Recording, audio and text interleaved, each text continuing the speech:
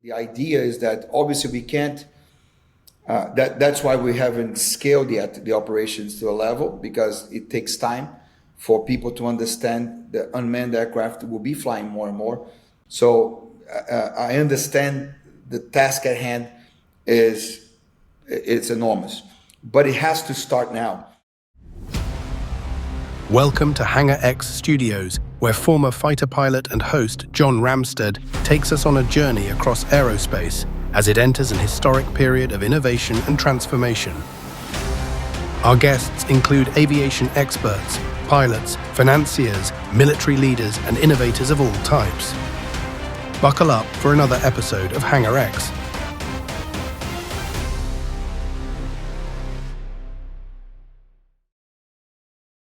Today's episode is brought to you by our platinum sponsor, XTI Aerospace. They are powering the vertical economy, building a long-range VTOL, and you can find more at xtiaerospace.com. Now, please remember to like, comment, and share on this channel, and enjoy today's podcast. Welcome to the Hangar X Studios podcast, and this is where innovators and accelerators of the vertical economy come to get information first to make decisions that are going to have a long-term impact and actually transform what's happening in aerial mobility right now. And with that, I am really excited today. We've all heard about drones, and we just came from the UAS summit up in North Dakota, and there are so many use cases and so many things happening. But the topic of conversation up there was Part 108 in being able to do beyond visual line of sight with drones. Now, America is actually lagging this, because internationally, both in Brazil and in Europe, in the Middle East, they have rules and regulations that have allowed BVLOS operations of drones, and there is a company that has absolutely stepped in and solved some of the hardest problems to be able to make that happen, and they're able to come back to the U.S. and operate here, and that is a company called Speedbird, and we have their CEO and founder, Manoel Coelho, on the podcast today. So Manuel, thank you for being here. Thank you, John. It's a true pleasure and honor to be here at the Hangar X podcast. Thank you for the invitation. Well, there's so much incredible work that you've done as if I've researched what you have accomplished. It's incredible. So I got to read your bio because it is awesome. So CEO of Speedbird. And if you haven't seen their work yet, what Speedbird has done is completely, I think, transformed because of what you've accomplished and the clients and the customers you're actually doing things with, how we even think about logistics and aerial delivery. So we're going to be talking about some of the real problems you've solved. You're Brazil's first company authorized by ANAC to operate commercial drone deliveries. And you're scaling operations, connecting people in communities in entirely new ways that people didn't even see before you started. Manuel, you're leading not just a company, but this is really becoming a movement around autonomous logistics, and this is something we talk about a lot. And you have really leapfrogged traditional infrastructure to implement your solutions, and you've also overcome a lot of challenges. So we're going to be talking about some of the technical challenges you've overcome. So this is more about a conversation, more than a conversation about drones. This is really about the future, I believe, of mobility, commerce, and commercialization. Now, so with that, Manuel, let's start with this. We've heard a lot here, especially in the U.S., about Amazon wanting to use drones for package delivery, and it sounds like this interesting, almost kind of science fiction project, but you've actually done it. And first of all, let's talk about what the impact is of what you've done. Let's start with Brazil. You implemented it in Brazil, and you actually helped eliminate food scarcity and some of these food deserts that exist in some urban areas. So could you talk about what the outcome was? And then we can talk about the technology that got us there. No, that's great. Thank you. John, I think that to be pragmatic is the spirit of aviation, right? We put safety first. The difference between Speedbird is that we always focus first on the best practices in aviation. We cannot disassociate. These are not drones only for leisure. They're going to fly over people. They're going to fly over populated areas, control their space. If this is going to scale. So our decision to go to Brazil first and starting with food delivery, which is the hardest thing to do, to be honest, directly, because you have the SLAs are very tight, the pressure to deliver, hamburgers and other pizza, etc. And the least probably, with the least amount of public support that you have. So you have to be good at what you do. You have to show improve that this works quite well, and the units of economics as well. So all this has to be taken in consideration before you can actually scale. And that's what we were able to do in Brazil with very big partners. One of them being iFood, which is the largest food delivery company in Latin America. And what were some of the challenges that you had overcome to, like, first of all, start the service and then scale it? Yeah, first to certify the aircraft, right? So the first thing we did for the first 2 years of the company was to prove that we had the maturity and the robustness of the solution to do smaller routes first, 2 to 3 kilometers, reducing the risk on the ground, reducing the risk in the air, not flying in very busy airspace, right? Coordinating with heliports and airfields, etc. So once that was controlled, we were able to demonstrate that we could actually do multiple flights a day safely. Obviously, the food delivery company, iFood, like I mentioned, they monitor every flight, everything that we were doing. And once we could prove the technical side, then was focusing on the expansion, regulatory side, and obviously the economic side, right? Financially, it has to also make sense. Yeah. Now, in Brazil, where you were, in what city did you launch in? We launched in a city called Aracaju, which is in the northeast Brazil.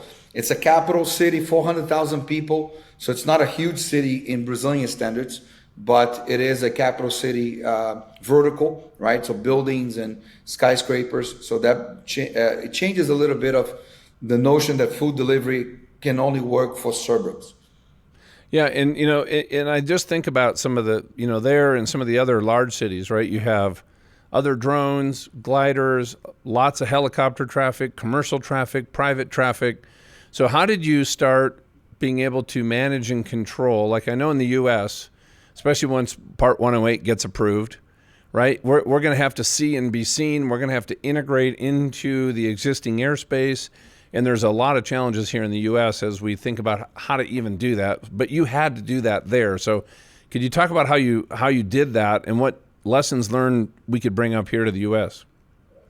After we received the first certifications on our first models for the BVLOS flights, right? So I think the first one was 4 kilometers round trip, up to that. We were able to go to the airspace. Brazil has one agency for the Civil Aviation Authority that takes care of the airframe, certification of the aircraft, pilots, etc. And the Department of Airspace Control, which is the military that controls the airspace. So we have to look at, the risk is ground risk or air risk. So once we dealt with the ground risk and the robustness of the solution of our UAS systems, we went to work on the airspace control. And we're the first ones to integrate with the Air Force, with the ATM system in Brazil. They were able to see our drones when in the area of the airports, etc. So we work on, as I said, this wasn't the busiest place.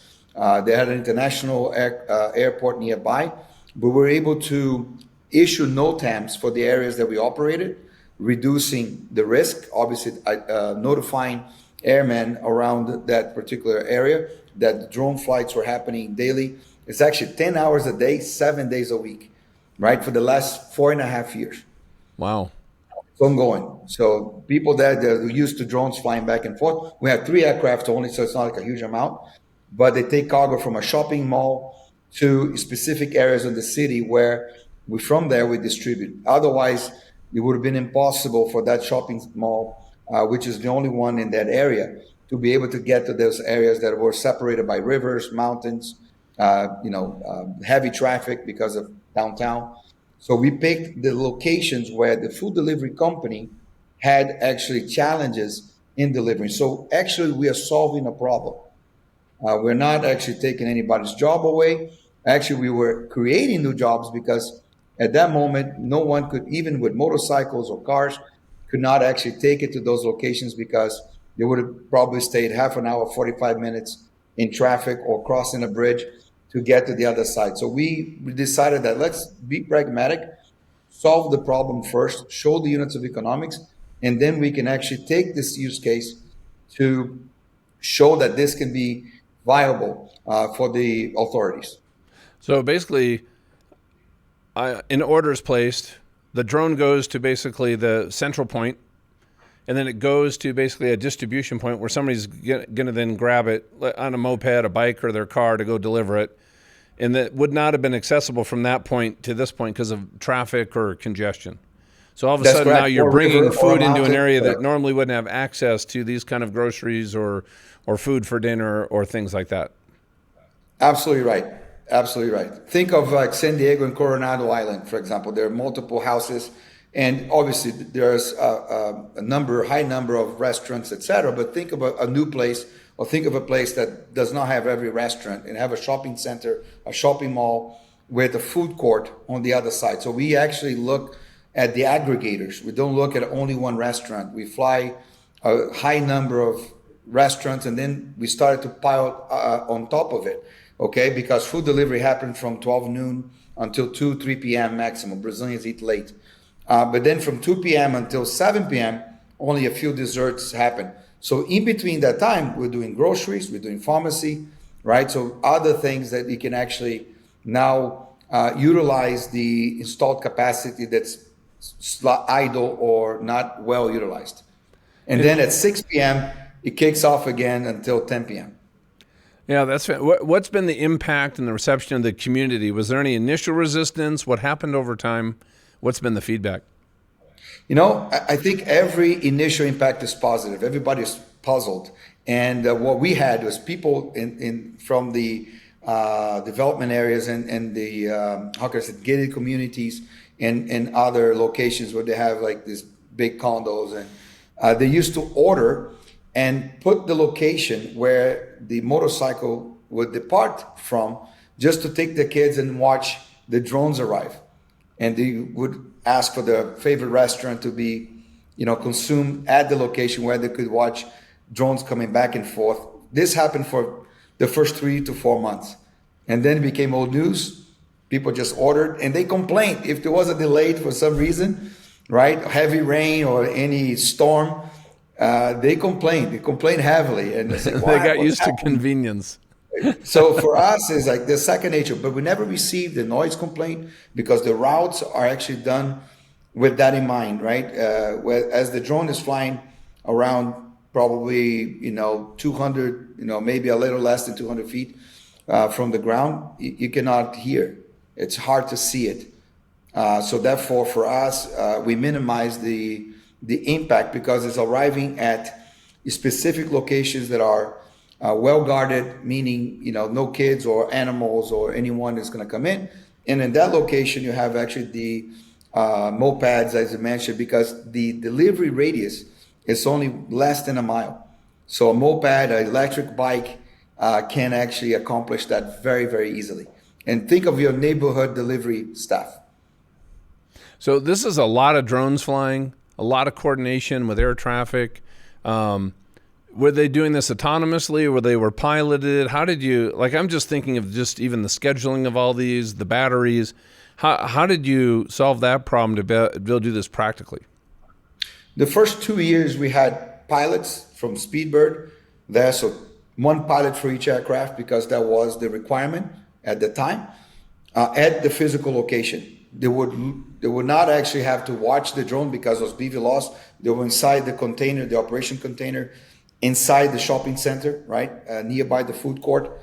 When the food arrived, they put in the drones. We had the ground team that would do all the clerical stuff, the hands-on stuff, like battery charging, the cargo, weighing the food that would arrive to ensure that it was within the limits of the aircraft, right? So all this is very important.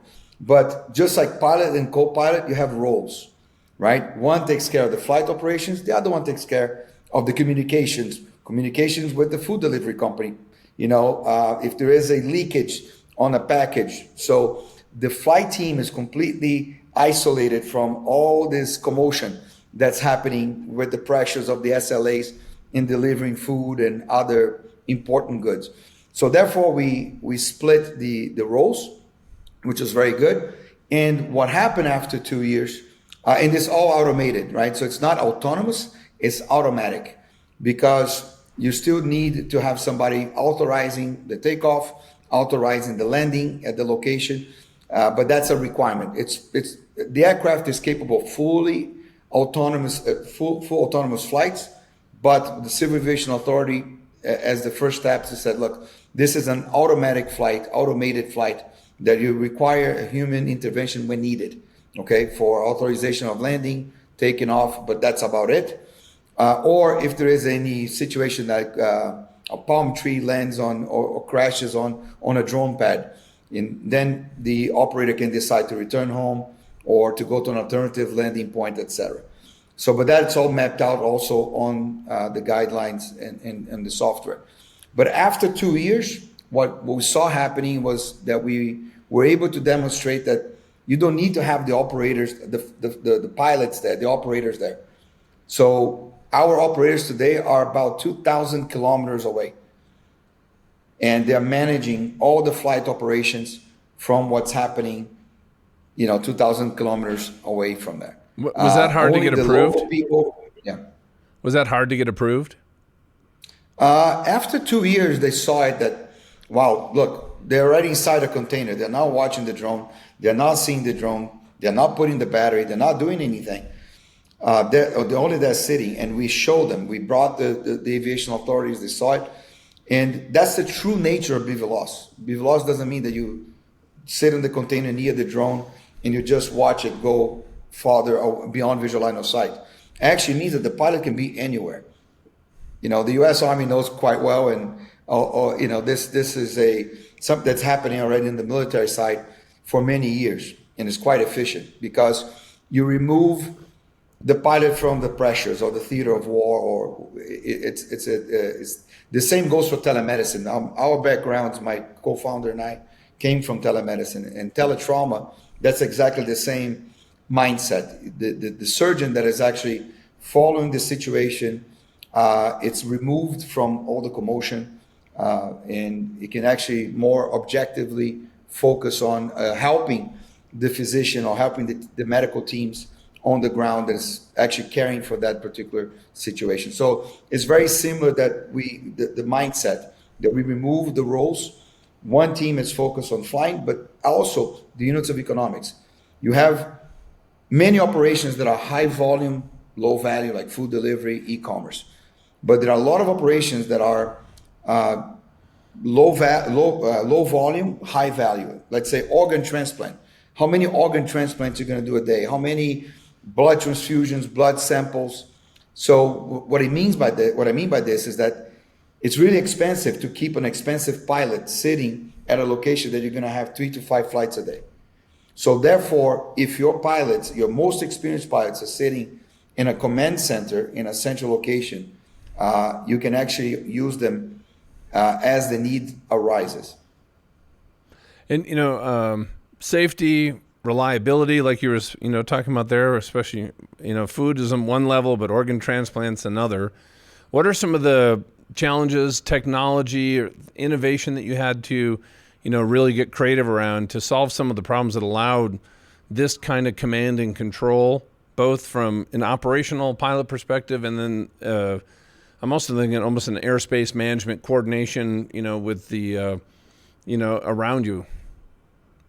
I think everything is one step at a time, right? You take one step at a time. We started with food delivery because it was high volume, and the authorities wanted to actually put stress on the operations to see, on a low risk area, if this would work. And we did it. Then we went to the last 5 years, we've been flying the top lab in Brazil, over 8,000 collection points. We haven't flown the 8,000, we've flown 5 of them, but they have multiple others that could use our help, but they are still in very heavy traffic locations, airspace. So we're still gonna get to them later. But we do have the biggest lab in Brazil, which have huge challenges in ensuring that the blood samples and urgent lab exams are carried. But we started with non-contaminated samples, right, with toxicology samples. After 2 years, also we actually got the first certification for what we call it UN 3373, which is contaminated samples, right? These are now 90% of the workload of a lab, which are the contaminated samples that they remove, and they have to be sent to a local facility that does everything automatically. So that was the whole idea. Take the whole country of Brazil, let's say, with 5,500 cities, and they have to collect in multiple locations and send to one central location in a country the size of the US in terms of area. So drones are very efficient to make sure that we get closer and quicker to the airport from these remote areas. So the authorities realize this is safe enough and reliable enough, we can start doing this kind of cargo, these kind of missions. Correct. And we received the certification for category B, UN 3373. So all the boxes are labeled. Our teams have to be trained on how to manage all the, let's say if there's a spillage, if there's any incidents, right, who to notify. So it's a whole level of preparedness that you have to actually have on your team. It's kind of like Part 135, right? When you become an operator, you have to have that for the medical side as well. So if you're doing transport of contaminated samples or anything that's hazmat or so it's important to have procedures in place that attend to these possible incidents that could happen, preparing the teams for it. Yeah, and you've also done some really interesting and creative, I would say, implementations in Scotland, Dominican Republic, Israel. Could you talk about some of the other use cases that are very different than what's going on in Brazil? It takes a village. You're absolutely right. For the first year of the company, only my co-founder flew the aircraft. And my number one concern was, can somebody else fly this, right? Can I remove from his hands?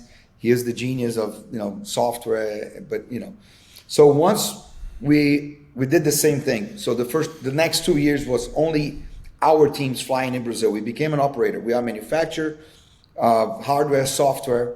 We certify our aircraft, but we also flew our aircraft. We are an operator. So in other words, we drink our own Kool-Aid, so to speak. Therefore, for the 2 years in Brazil, we flew ourselves. And then as we became very good at what we did, at least we thought, okay, let's test this outside. But I'm not going to open up a company in Israel or in Scotland, so we need partners. So therefore, we had very good partners. Started with Can Do Drones in Israel. They invited us to be part of the Israel National Drone Initiative. As a foreign company, it was an absolute amazing opportunity, and Can Do is still a partner. We have a joint venture together in Brazil for security surveillance drones. So Highlander, also another partner with UTM services. So the first time we actually had firsthand experience in operating with 3 different UTMs in a country like Israel.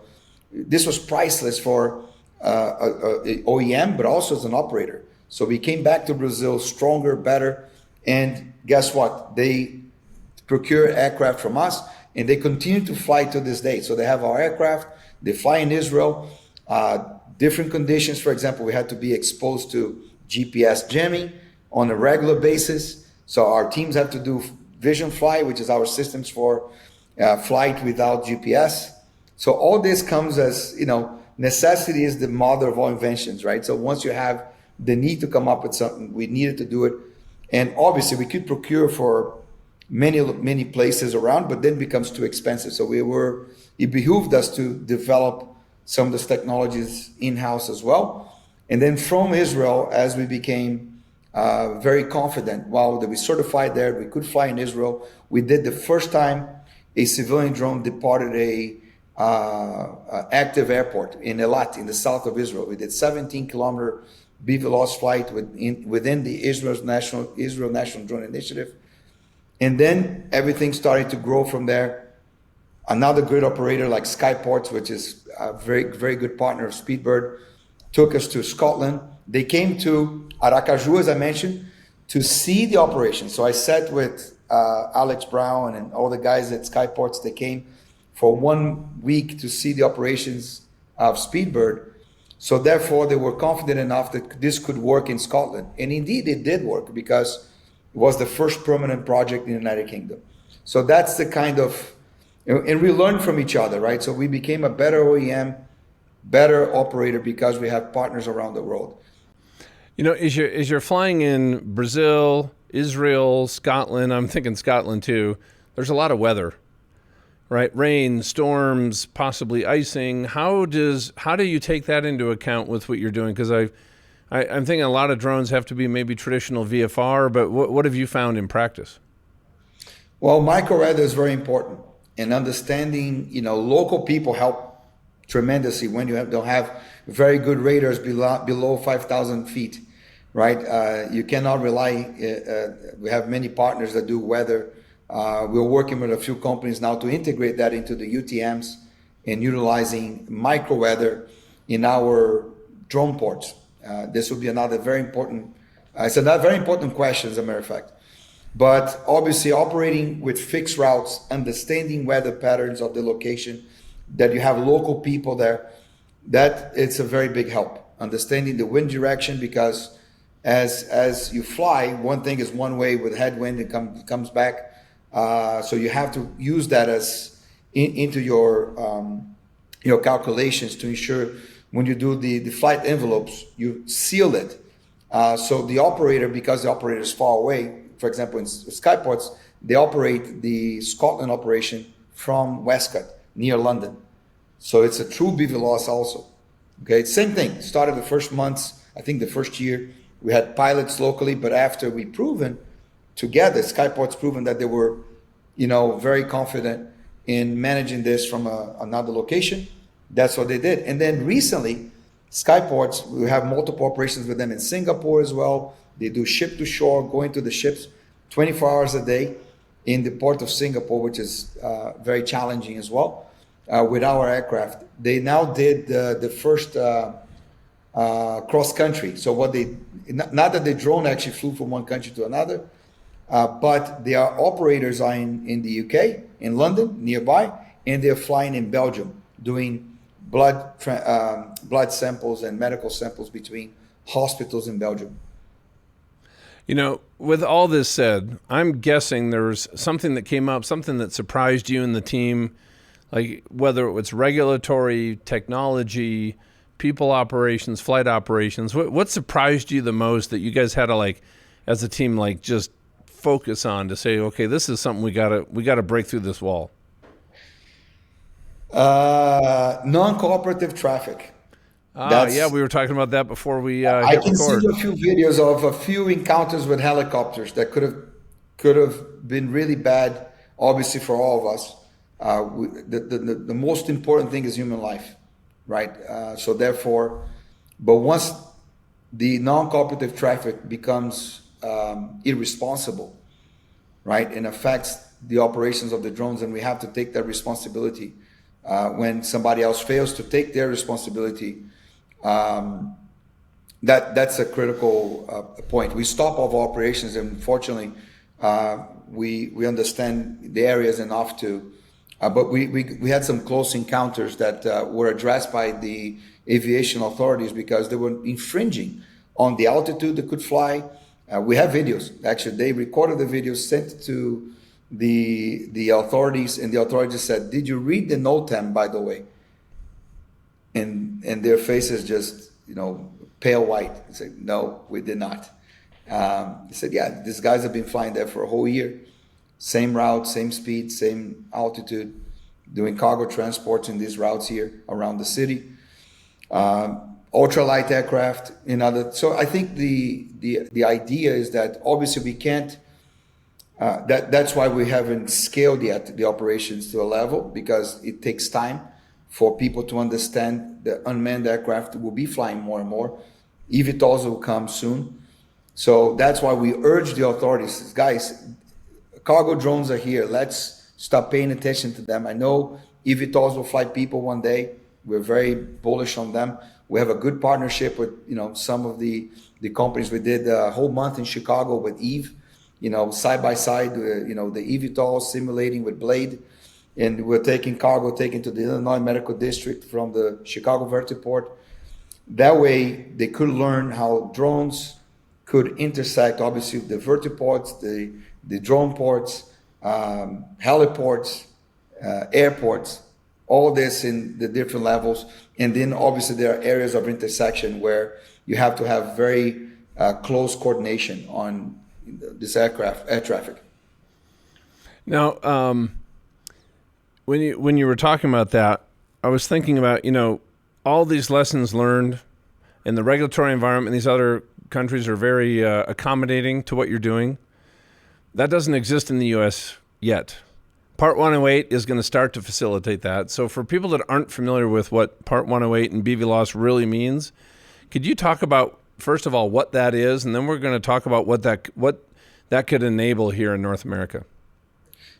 Indeed. For many years, the U.S. operated on waivers, right? And waivers, you cannot scale. And they were not easy to get. That's correct. Not easy to get, hard, and they're very limiting. Even with BVLOS, you have to have visual observers for the reasons that I mentioned. I'm not sure if you know, but private aviation in Brazil, the U.S. is number one market of private aviation in the world by far. That's why it is the hardest place to fly. Anywhere you go in the U.S., you see, business and general aviation. So yes, indeed, you have to have a lot of coordination and responsibility. So I understand the task at hand it's enormous, but it has to start now. And I think Part 108 is the right step in the right direction. We'll go through changes. I'm sure there will be lots of changes that will probably happen. Hopefully, it will not dilute the effectiveness of this new regulatory framework that's going to come. I look at Europe. That's one of the reasons Speedbird actually came to Europe, because the European framework with SORA, even though it is strict, even though it's also limiting, and it has to be, but it actually sets a clear path for manufacturers like Speedbird that want to get their aircraft to a level that one day you can see, look, we can actually look up to, to achieving type certification one day. So in the U.S., what's the regulatory framework that needs to be approved that's going to allow these kind of BVLOS operations here? I think Part 108 is the major one. You have obviously the pilot with Part 107. I'm not the expert on the regulatory. We have our regulatory team, but I learned quick because obviously our expansion commercially as well depend on how quickly we can move, or at least how well we know, because investments also in each location will depend on can we obtain the certifications to fly the routes. So it's not only the aircraft, but also the operations, right? Part 135. So 108, 135. Now there will be changes coming. I know there are some discussions, on the more rules that will affect the BVLOS operations and the operators. Here in Europe, you have obviously the SORA, sail levels that your aircraft, and you have the first three levels usually on the local civil aviation authority of the country. As you climb up to sail 4, which is a much more robust level that I don't think any company or not many companies have it at this time, you go to the European level at EASA. Now you have to invest. It's quite cumbersome to get as well, but at least you have a clear path to it. And that's where we are on that path. And we look forward to doing the same thing in the US. As these new proposed rules hopefully come into effect soon, that will give us a clear path to work towards the certification of these aircraft to fly beyond visual line of sight, to understand, what areas can we fly, and then we'll have a coordination on hopefully the UTM as well. All this has to be coordinated. Here in the U.S., eventually, we have the Modern Skies Initiative, the Department of Transportation announced, so the industry is rallying around that, but it's going to be a while till we have UTM, Universal Traffic Management, that incorporates all of these different layers. Is there whether you solved it yourself or you found out another company had this one thing, an innovation, a breakthrough, a software, a platform Is there something out there that you think could accelerate the adoption of what you're doing and other companies between now and when we actually have a mature UTM? I think everyone is working. There's no silver bullet, so to speak. I think every company is partnering. There's lots of partnerships between all these organizations. The UTM, there are major UTM companies in the US that are fantastic. We use some of them outside the US. And we also we did a few tests in Michigan recently on ship to shore that we took and pick up cargo from the Great Lakes and ships that are at Anchorage. We look forward to doing that again. We are supposed to be flying with Skyports now in different areas, so they will announce soon new things happening in the US. So that will come soon. We learn from them. So we rely on the partners also. But in each location, you have to have the support of the UTMs.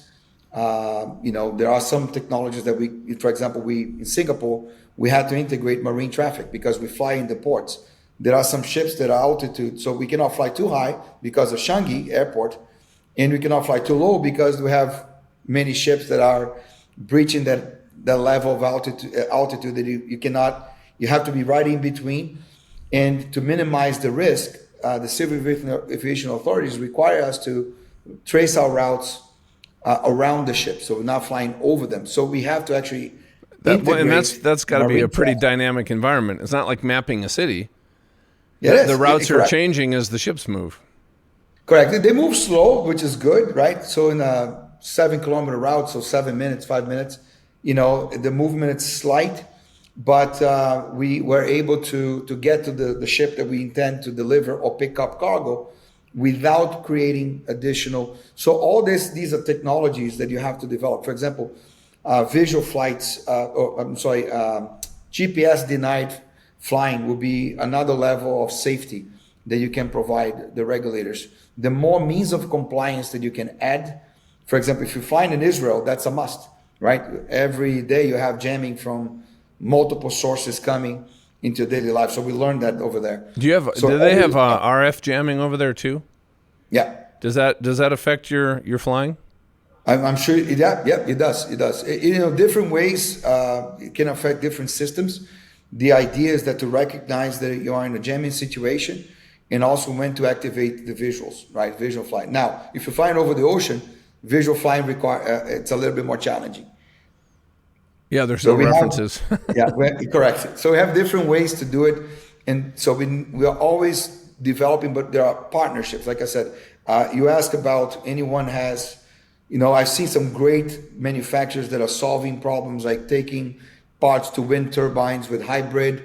So we are watching the market. Competitors, there are no competitors right now. I think our major competitor is the lack of action from the regulatory authorities.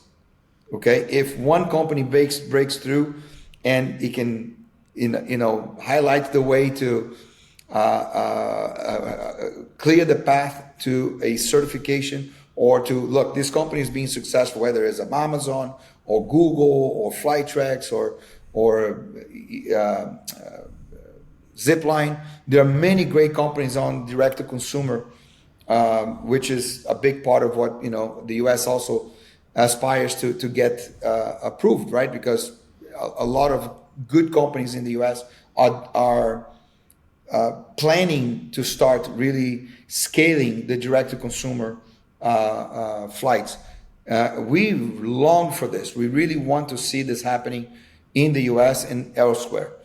So therefore, we're not here to compete with any other of those companies. We actually, and there's a lot of respect amongst the manufacturers, operators, that we're all in this together to ensure that we can set the rules and then let us compete once we have a clear path to the regulatory frameworks that are becoming, hopefully more clear, and then we can actually strive towards, the maturity of our aircraft, our parts, our systems, and we can show it and substantiate this to the regulatory bodies. So what are the range and payloads of your drones, Manuel? We have smaller ones that are more intended towards the DLV-1 for the last mile delivery with 3 kilos, I believe, a little less than 6 pounds. We have the LV2, which is also could be last mile, but middle mile, reach around 20 miles with the 5 kilogram payload or 10 kilogram payload with a smaller range. And then I'm guessing it almost sounds too like you're almost creating a system, an infrastructure. Let's just say, a company came up with a drone that had a 200-mile range and could carry 500 pounds. They could plug into your system to be able to use that. Is that where do you envision Speedbird looking like, 3, 4, 5 years out? We have discussions with companies with larger drones, the middle mile drones. The idea is to have, even with our aircraft, we design the boxes, we design the systems to be either disposable boxes, reusable boxes, organ transplant boxes. All this has to be able to fit and to be used. For example, if you're dealing with food delivery, end user delivery, we're talking about a disposable box because that's not going to come back. If you're using labs, etc., that at the end of the week or the end of the day, the boxes can be folded and come back in one flight, that's reverse logistics. So we have to be prepared. So I think the idea, as you mentioned, the big aircraft, especially in military, right? So if you're looking at the logistics where a big aircraft is going to arrive in the base with unmanned, right? With these boxes, these little boxes can fit on smaller drones and actually can be deployed to where it's supposed to be. So I think we'll have roles for each aircraft system. We're not planning to go above a certain limit. So we have many other good players in the US like Elroy. There's Pica. There's in Brazil we have Moya, also with aircraft of more than 500 kilos of payload, and we look forward to the day that you can see the middle mile arriving, and then the smaller drones will do the pulverization of these boxes or cargo to the end user locations or to the stores. Because I don't foresee a major aircraft going to these inside the cities, for example. Right. So, Manuel, how do people find out more? Like, what's your website? How to get in touch with you and your team if they want to follow up with you? It's speedbird.aero, AERO. That's our website. You can see it. We are now in the process of revamping. We're a very modest company. We focus on our engineering, less on the marketing side. But they can get in touch with me at Manuel.Coelho@speedbird.aero, my email. And then my number, I can leave it here as well. Please send me a message. Is 1 for the US, 602 for Phoenix, 561-0426. Anytime. That's a bold move, Manuel. Anyone that's willing to talk about, unmanned logistics, unmanned aerial logistics, I'm game. I think it's very, very important. It's part of our role is to also be able to cooperate, educate, and look at the opportunities out there. Well, I love that. So as we kind of wrap up and bring that drone into the port here, how do you see? What's your vision? What do you want to see Speedbird be part of as people just change how we kind of live, work, and connect? That's the spirit of aviation, right? In Brazil, we have a biggest fight of who invented the aircraft, right? And I'm not sure if you know. There's Wright brothers and Santos Dumont that flew in the Eiffel Tower, and that's the first recorded flight, true. First self-powered flight, true. Okay, but who actually invented? Was Otto Lilienthal? Was Da Vinci? Who actually did? Everyone contributed. And yes, the Wright brothers had a huge part of it, right? So what I'm saying is we want to be part of it. Whether the future reserves a bigger spotlight for Speedbird or not, we are happy to be part of it. We're happy to be cooperating, to be advancing this, and to see, others utilizing this for the good.